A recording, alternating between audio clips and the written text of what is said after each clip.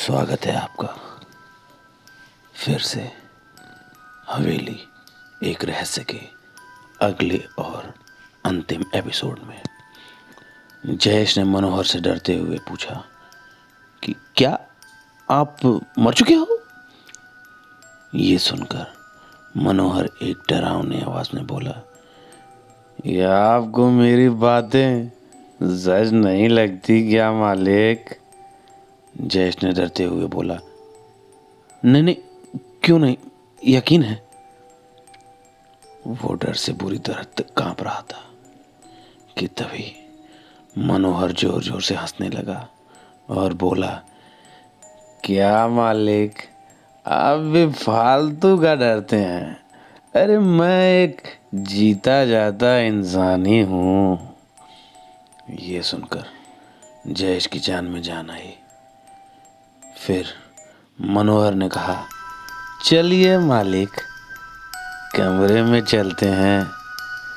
कमरे में जाने के बाद जयेश इधर उधर देख ही रहा था कि तभी उसकी नज़र सामने की दीवार पे पड़ गई, जिसे देखकर मानो जयेश का खून जम सा गया और जयेश एकदम लड़खड़ाते हुए बोला, ये क्या है और कैसे?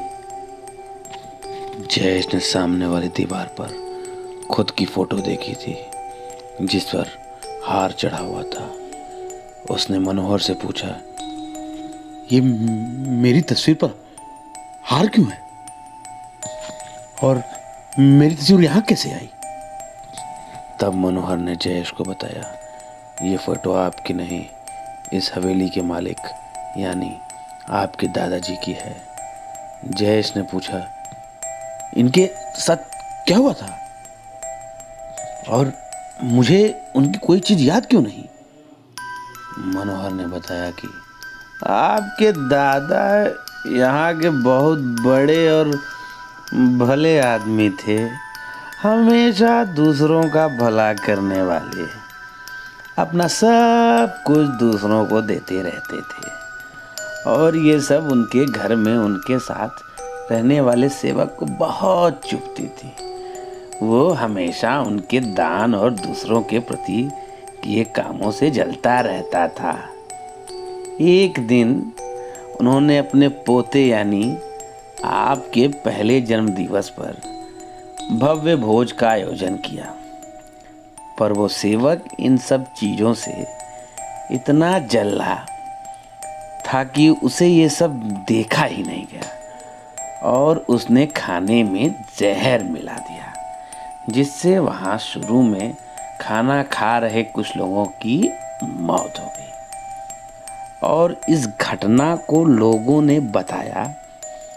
इतना बड़ा हो के कि मालिक ने सब जानबूझ कर किया है। लोगों ने बिना कुछ जाने उनके परिवार पर हमला कर दिया।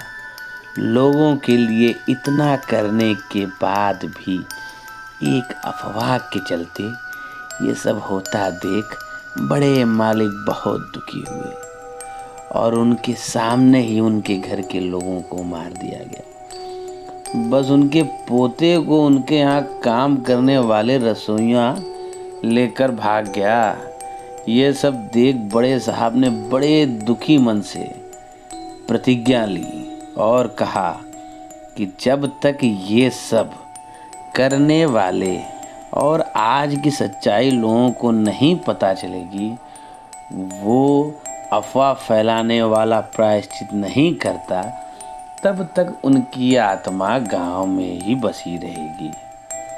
और ये प्रतिज्ञा लेने के साथ ही उन्होंने खुद को मार दिया। तो जयेश ने पूछा, पर आप ये सब कैसे जानते हैं? मनोहर ने कहा, क्योंकि वो खाने में जहर डालने वाला और आज तक प्रायश्चित की आग में जलने वाला पापी मैं ही हूँ। और आज आपके इंतज़ार में यहाँ भटक रहा था। आज जाके आप मिले और हाँ, आप पूछते थे ना कि कमरा नंबर 4 ही क्यों? क्योंकि कमरा नंबर नंबर 4। गांव वालों ने आपके घर के किसी को भी गांव में जलने नहीं दिया, तो आपके घर वालों की लाश को एक एक करके मैं यहीं दफना दिया। और वो लोग आज भी आपके इंतज़ार में थे।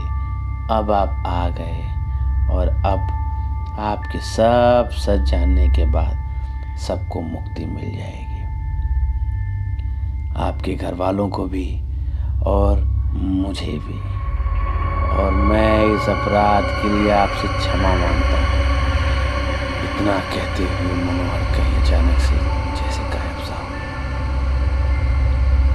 और हवेली भी थोड़ी रोशनी आने लगी। फिर धीरे धीरे वहाँ सब पहले की तरह खुशहाल हो गया और हवेली भी एकदम चमकने लगी। ये कहानी यहीं पर ख़त्म हुई, पर उस हवेली की राज नहीं।